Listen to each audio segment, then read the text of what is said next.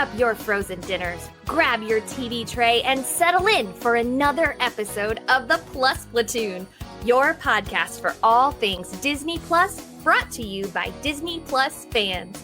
Watch along with us every week as we cover all the new, the old, the good, and the bad on Disney Plus.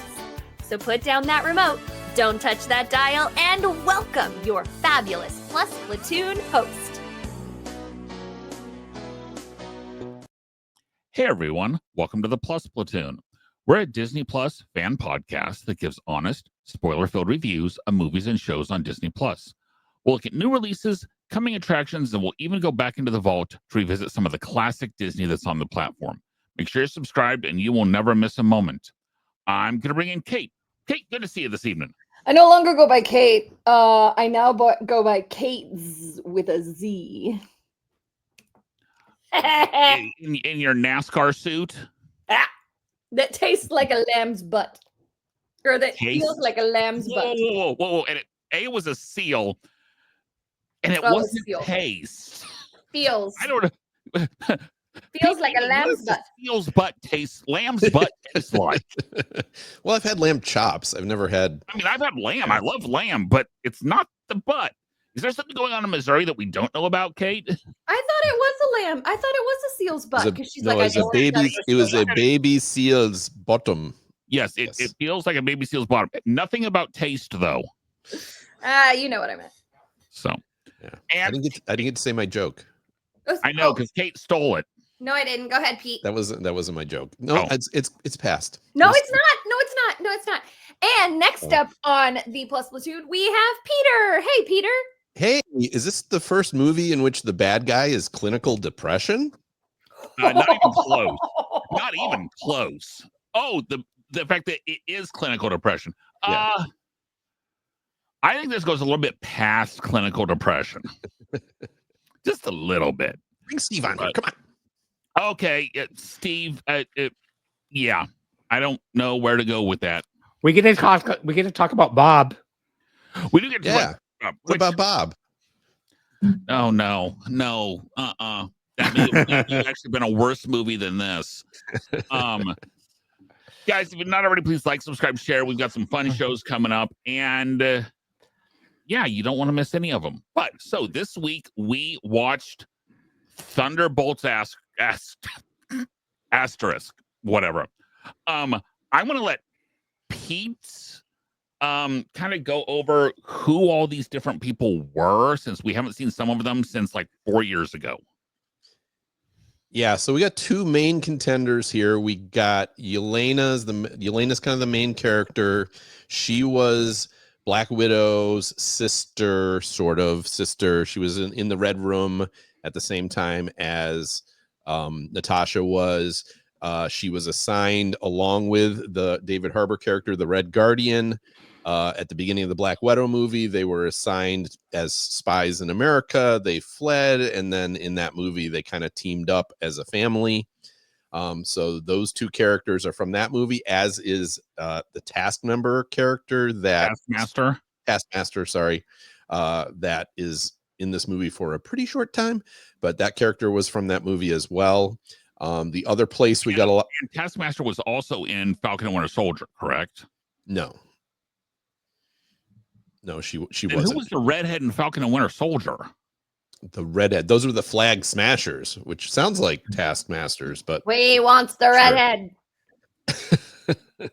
But speaking of Falcon and the Winter Soldier, we got some of our other characters from that show, specifically Bucky, who I think now has the record for appearing in the most Marvel things, but also the record for being one of the most attractive. We'll take your word on that one, Kate. Your judge to make. Your mileage may vary on that, but he's definitely scruffy. And then also from that movie is our favorite Kroger Captain America. Which Walker. They even gave him a demotion because they called him a dime store Cap. So they called him Dime Store Cap. They see that's they needed to watch our show. I think Kroger Cap is funny. Kroger Cap sounds better. Yeah. And though Kroger might have sued, I don't know if they. Yeah, probably. Yeah. And then the other character we had here is Ghost, who has only appeared so far in the Ant-Man and the Wasp, which is the second Ant-Man movie. She was kind of the bad guy in that movie, though by the end was not the bad guy. And then basically this movie is all these characters are working for Elaine Bennis, who is now running the CIA after she left Jerry and the rest of the. No, I'm just talking about that. Yeah. But yeah, so most of these people are working for her. She's decided she wants to get rid of all the evidence, so she sends them on an assignment to basically kill each other, and then she's going to fry them, along with somehow that she doesn't know there's another guy there, Bob, and Bob is part of an experiment that they thought was a failure, but apparently was. And apparently he kept his call sign from Top Gun Maverick. Right. It was Louis Pullman played Bob in Top Gun Maverick, and Bob in Top Gun Maverick. You're right. What? Could they not think of a more original name? Oh, let's just people know him as Bob from that. We'll just keep him. We'll just call him Bob. No, I think it's actually Marvel canon that character is Bob. So probably. Yeah. So anyways, there's not much plot to this movie, really. Basically, the group of people team up together to kind of save themselves from being killed by Elaine. I can't think of the character's name.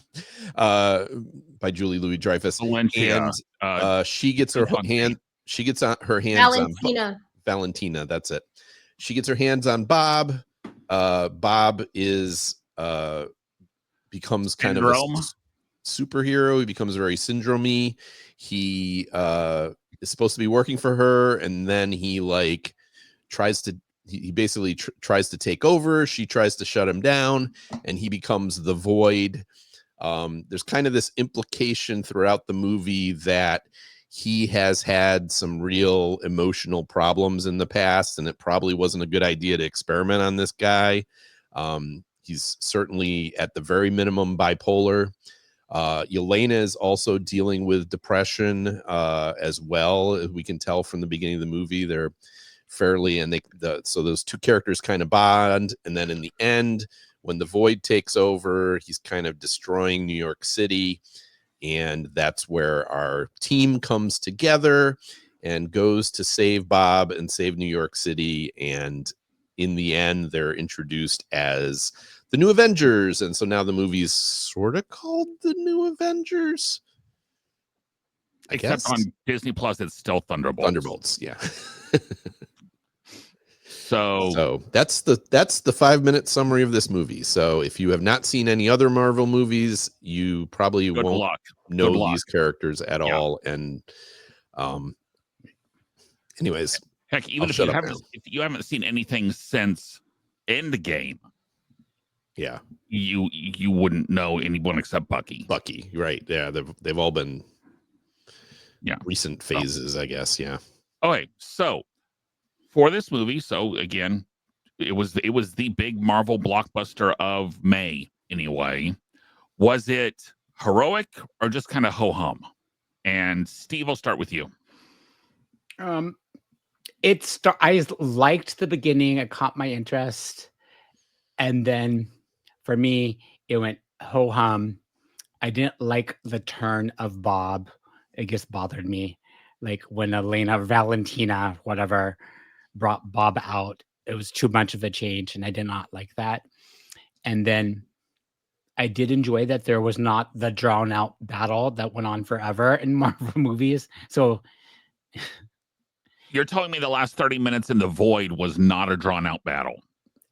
Okay, at least it was different. It wasn't, there was a battle, but it was a different battle. Okay. And then I'm torn about what I think about the ending. So I'm like, I know I'm right between the two of these, and that's where I'm trying to think my Pixie Ducks race rating, which way I'm going to go. So I'm on the verge. There's things I liked, things I did not like. I liked Bob at the beginning. Yeah, I'm very, very ho-hum on this, which I know is a shock to everybody. But to me, it was just one of those, as Pete said, nothing happened. in most of this movie. I mean, realistically, this movie could have been a 20-minute Marvel show. It could have been Marvel TV, a 20-minute Marvel TV show. Just because of, yes, you get the anti-band back together, and then you go help this guy realize he's not alone, because no one walks alone, or whatever it is. But you never walk alone. Anyway. But it's just, and then just the I know they were trying to be Ant-Man, they were trying to be Deadpool, but the conversations and the interplay back and forth to me was just annoying for the most part, because it kept the same joke all the time. So that's me. Kate, I know you're gonna go the other direction. I am. I loved it. I thought it made me laugh out loud several times. I love Yelena's character, and I think Florence Pugh is who plays Yelena, right? Yes. They could not have a better actress to play her. She is her deadpan comedy mixed. She's just so funny. And then having her dad, oh my God, it just, when they are in the limo and he's like, something, something, something. And then it's like, do you want it? Let's do it. And it was whatever. And she's like, oh my God. And then he starts, like, somebody says Thunderbolts, and he's like, Thunderbolts? And like I've had that situation with my mom. It was just so funny. And even like, well, I did laugh when they said dime store Captain America, because that was our joke, was he's Kroger Cap. And so the fact that they embraced that Marvel embraced that, I loved. He made me chuckle out loud a few times. Was the plot like super, super thick? No. Did it advance the story a lot? Not really. I do think this was a really good commentary on mental health and like how damaging things you've gone through your past and not working through it, or like coming from someone who speaks on mental health and who focuses a lot of her work on mental health. I was like, oh dang, this is a really good commentary on that. So I really liked that. I don't have a lot negative to say about this movie. I really enjoyed it. It made me laugh when I wasn't sure it was going to. I enjoyed it. Pete, what'd you think? Yeah, that's the thing for me, is like, this is the Marvel B team, right? These are not the top tier characters. These are, for the most part, Derek is saying the C team, and maybe the Z team. I don't know. But these are definitely not top tier characters. But it did a couple things I really like. One is it had a sense of humor about itself, which too many Marvel movies lately are just too serious.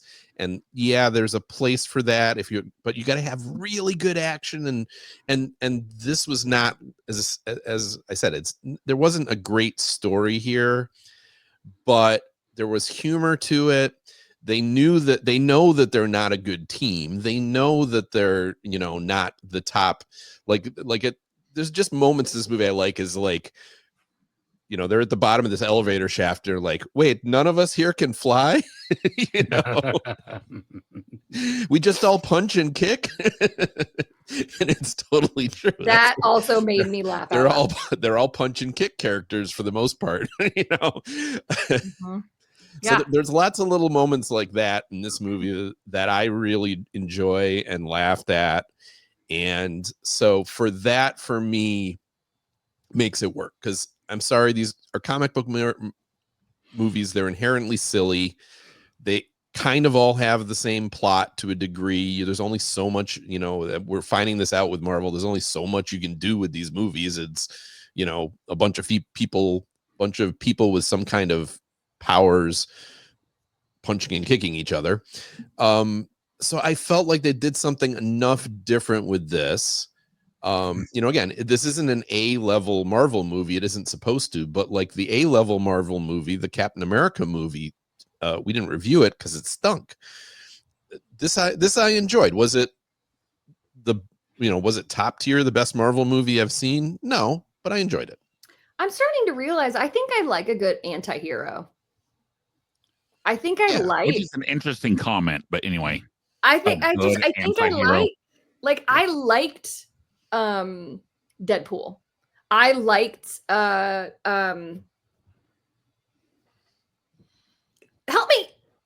me, Matt Murdock.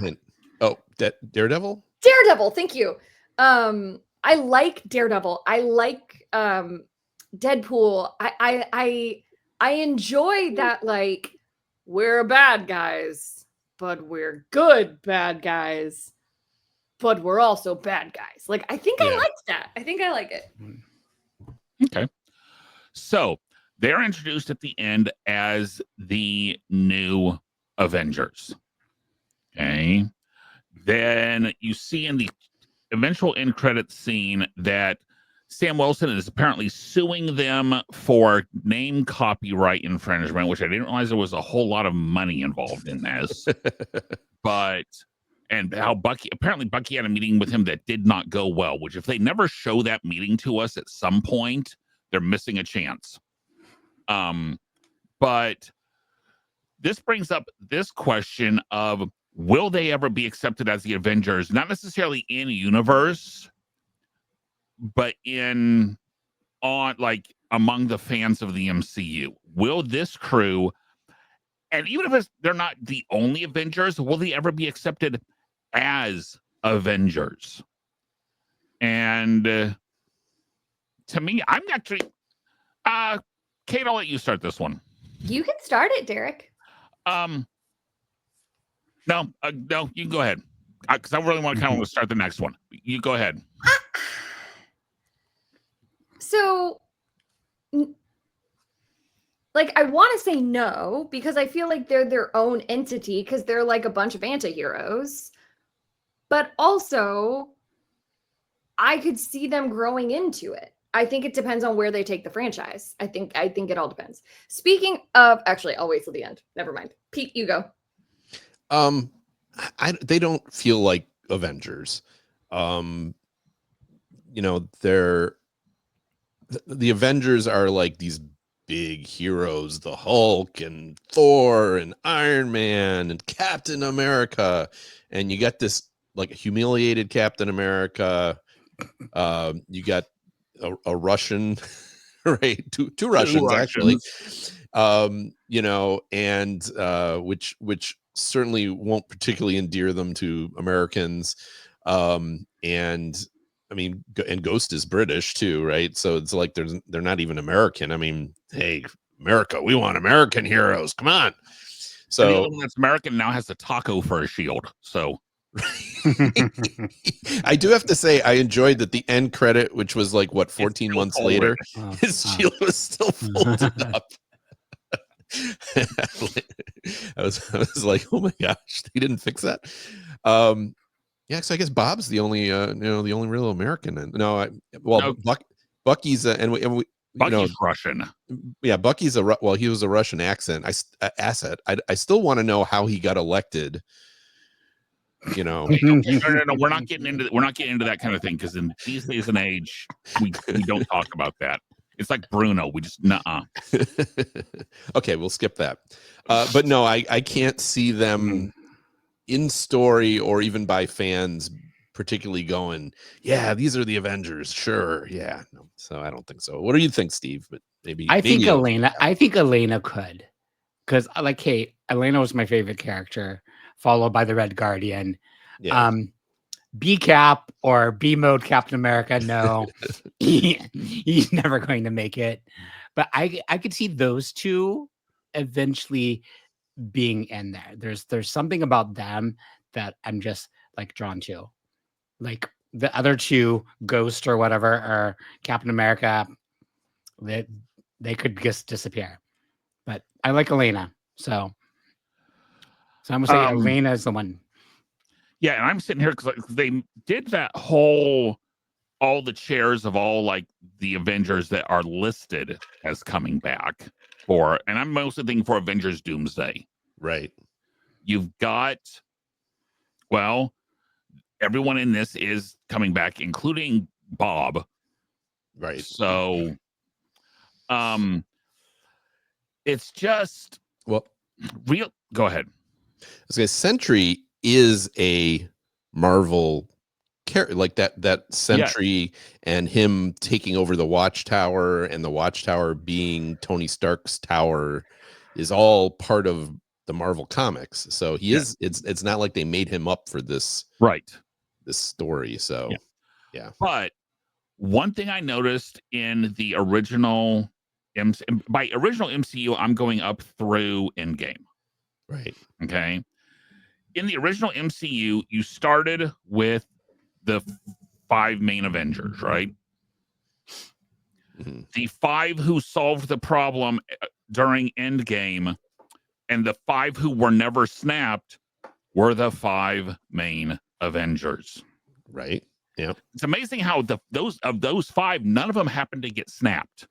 So it's just they've built up that realistically it's those 5. It's Thor, it's Iron Man, it's Captain America, it's Black Widow, and it's the Hulk. Mm-hmm. You've still got 3 of those around. 3. Iron Man's dead, Black Widow's dead.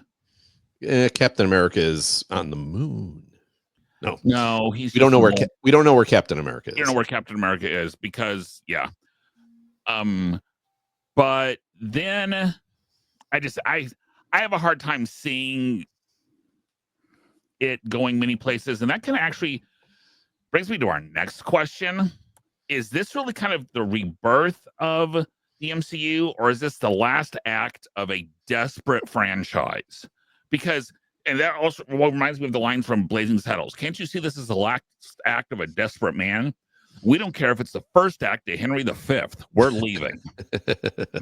So all of a sudden, you've got all these new characters that they're trying to make some connection to.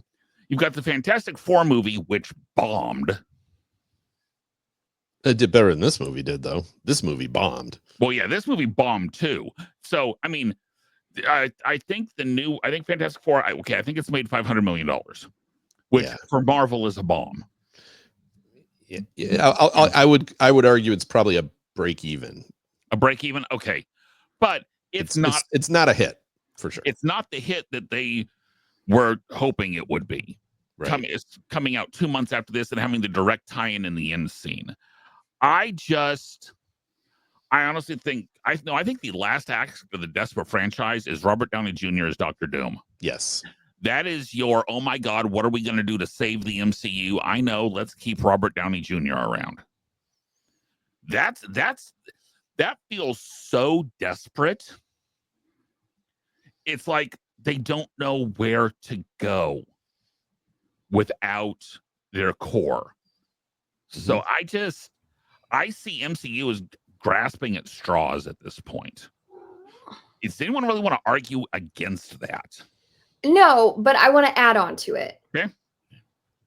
They knocked it out of the park with all of the buildup to Infinity War and Endgame. It was so good. Like the masterful storytelling, the casting was perfect. It was all the sacrifices that were made with Black Widow, with Robert Downey Jr. And Iron Man, with how Chris Evans as Captain America went out. Like it just was so good. I don't think they can top it. I don't think they should try and top it. I think that they should try to take it in a totally different direction because it was so well done. I've never been in a movie theater. I can only think of 3 times in a movie theater where like the theater was moved. Moved. One of them was the end of the movie Inception. when you didn't see if the top fell or not. Everybody lost their minds. The other one was the movie Dreamgirls, when Jennifer Hudson sang, and I am telling you, I'm not going. People gave her a standing ovation in my movie theater. And when this movie ended, or not this movie. I'm sorry, not this movie. When Infinity War ended, and like you didn't know how to process the "I don't feel so good, Mr. Stark," and everybody was just gone, and all we had was a blinking light from Captain Marvel, which I didn't know that was. Oh well, then it didn't say it would return in Captain Marvel or something like that. I don't. Anyway, it doesn't matter. That was one of the only times that like I have seen an entire movie theater just be silent of like, what just happened? Like the whole, what was it? Phase 5? Was that in phase 5? That was 3. That was 1, 2, and 3. That ended 3. Was just so brilliantly written and so good up through Endgame. I don't know how you top it. I don't know how you. I mean, I think the Spider-Man movies have done pretty well. WandaVision was fantastic. We really enjoyed. We enjoyed WandaVision. We enjoyed Agatha all along.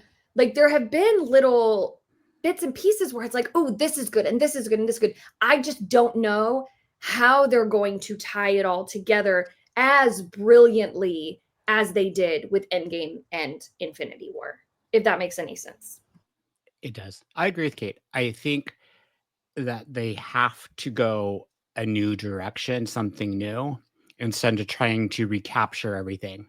Go off into a new path, something that we haven't seen before. You guys haven't read many comic books, have you? Because most comic books are this. Well, yeah, reinventing and doing it all again. Yeah. I mean, I want to agree with Kate. Like, I remember sitting, I don't know if it was Infinity War Endgame, but I was there and my daughter was there. I think it was Endgame because she had brought like a friend or something like that.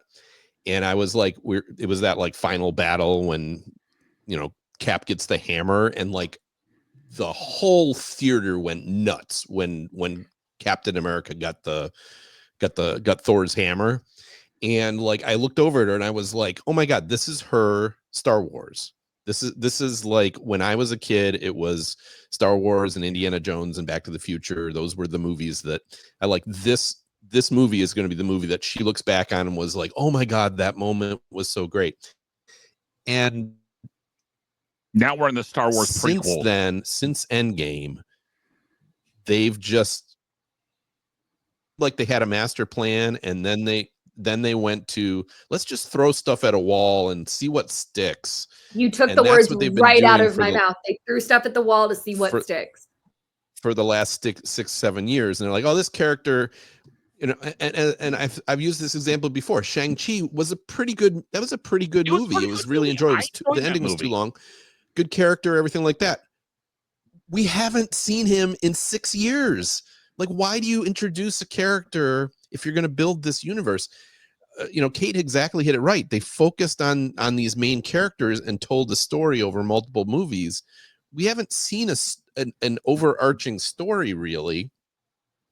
Yes, this movie brought some characters together from other stories, but it doesn't. But so what? But so what? Exactly. That's what you watch and you go, so what? So I completely agree with what Derek said, which is this isn't the last act of a desperate franchise. That's Avengers Doomsday, where they're bringing back the directors of Infinity War and Avengers, and they're bringing back one of the writers, and we're bringing back Robert Downey Jr. And hey, you know, every single Marvel character you've ever seen before, we're bringing all of them back too. And I just can't imagine it's not going to be a mess. Hopefully not the Eternals. No, they haven't brought back the Eternals, which is good. But like, I just don't know how that movie's not going to be this huge mess if they're going to take, well, we got these Avengers and then we got those Avengers. Then we got the Fantastic Four. Oh, let's throw in the X-Men. Here come the X-Men. And here come, and everybody's going to fight, you know, and it's like none of these characters we even remotely care about. Or are we setting up another Civil War setting? Well, I mean, that's kind of feels what this is like. We get so many heroes and anti-heroes together. They're going to end up fighting each other. well, that's what Secret Wars is about. So that's you got Doomsday and Secret Wars. So the Doomsday is setting up Secret Wars, which is all about different characters having to fight each other. And they're talking about using that as kind of a reboot, that's honestly they needed. Better kill like half of them. And right. And as I said, I keep watching the movies, but I don't know. I enjoyed this movie, but not because of the overarching story. I enjoyed this movie because I thought it was funny. I liked a couple of the characters. It's not working as an overarching story. I saw the announcement for Doomsday and I was like, really? This is what you're going to do? And so, as I said, and I'm probably Kate and I are both big Marvel fans, certainly. But I'm certainly a big Marvel fanboy, an MCU fanboy, even though I was never a big comics person. But they've really tried my patience and my expectations. So yeah, I think they're desperate to try and recapture what they've lost, and I don't think they know how to do it. So, yeah. Any other thoughts, comments you want to make about Thunderbolts asterisks? I like the limo flipping. I thought that was a cool stunt. That one made me go, wow, that's cool. Yeah. I do have a friend who was in this movie. I didn't catch him, but I also wasn't like super, super hard looking for him. So I may have to go back and watch it again and see if I can find my friend Matt. I know he was in Army. He was in a scene with Julia Louis-Dreyfus as a soldier. But pretty cool. So, as we always do, we do cups of pixie dust out of 5. How many cups of pixie dust are you giving Thunderbolts, Kate? I'm giving it a solid 3. I was tempted to go 3.5, but I like to be kind of stingy on my going above a 3. I would definitely watch it again. I probably will watch it again with Casey. I'm going to give it a solid 3. Pete? Yeah, well, I'm going to give it a 3, and then I'm going to give it an extra half for the meth chicken. So 3.5. Yes. I do have a comment. I did enjoy the very end of the credits with all the magazines where I was talking about B Avengers. Yeah. That cracked me up. Like that I found that funny. But I'm going with 2.5, almost a 3. Just did not quite pull it off, but 2.5. Yeah, and I gotta go 1.5 on this, guys. Just because I have given some stuff 2s lately that I would much rather watch than this. Wow. This is one where if it's on, sure, I'll sit in the same room, but I'm not paying attention at all. It didn't make you laugh at all? Not really. Wow. Oh, it made me chuckle. Just the interactions between Yelena and her dad are just. Well, the Yelena and her dad, I thought was incredibly. They just needed to stop yelling at each other. Well, they are Russian. There were a few comments early that yeah, sure, but yeah, for the most part, it was just meh. So yeah, that's fair. Kate, what do we got for Disney Plus news this week? Ooh, so first and foremost, I don't know how I feel about this. A new documentary by Leslie. Is it iWorks? Yes. iWorks. It's iWorks' daughter. Oh, perfect. Granddaughter. On the making of Disneyland will come to Disney Plus sometime this winter. Disneyland Handcrafted will look at early concepts to the early operating days of the park using personal footage and never before seen images from the Disney company. I feel like we've seen all of this. Congratulations, we might have, but we're going to watch it. Oh, sure. I just feel like I will be interested to see if there's anything new that we learn or see. And last but not least, Marvel Zombies is coming on September 24th. This builds on the What If episode from season 1. Yeah, even I'm not watching this. Yeah. They're saying this honestly could be one of the goriest things ever put out by Marvel, and that's including The Punisher. Now it's all animated, so it won't be as bad. But That's ugh. yeah, So, guys, next week I am actually looking forward to what we're watching next week. We are going to be watching it's one of the few sequels that I think is so independent enough, but yet connects to it and is funny enough to be worth watching. Lion King 1.5. I remember watching this early, like right after it came out on, because it was a direct-to-video. So right after it came out, we got it. And it basically follows Timon and Pumbaa, what they're doing when they're not when they're not on camera on The Lion King. Basically. Isn't this where they have the song "Quick Before the Hyena Come"? Dig a tunnel? Yep. Yeah. Yes. Dig, dig, dig, dig, dig. I have never seen this, Oh, Steve, you're in for a treat. so It's great. Yeah. I hope he's in for it. I hope it's as good as I remember, because I probably haven't seen it in 10 years. I was gonna say, I hope this it's movie holds pretty up good. because I remember it being great. It's got Jerry Stiller as a meerkat. So I mean that right there. And it brings back all the original cast. so okay. Oh, Right, wow. yeah. I mean, like they get Whoopi Goldberg to come back as the hyena. yeah. I mean, they get everybody back. That's awesome. And it's essentially Rosencrantz and Guildenstern are dead.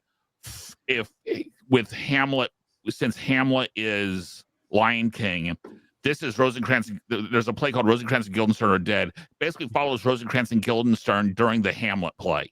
So that's Okay. basically what this is. So Except they don't die. except they don't die. But spoilers, come on. No, anyway. But after that, guys, we've got a couple weeks where we're not real sure what we're going to watch. So please send us suggestions at plusplatoon@gmail.com. You send it to us, we'll probably watch it. Send us messages on Facebook, Twitter, Instagram, YouTube, anywhere. Carrier pigeon, smoke signals, anything. Carve it in, use Roundup on a football field to tell us. No, please don't. Please don't. Drone. Yeah. Come up with a drone show. We've got new episodes Thursdays on YouTube and all the major podcasting services. For Kate, Pete, Steve, Gina in the background, we will see everyone next week. Bye, guys.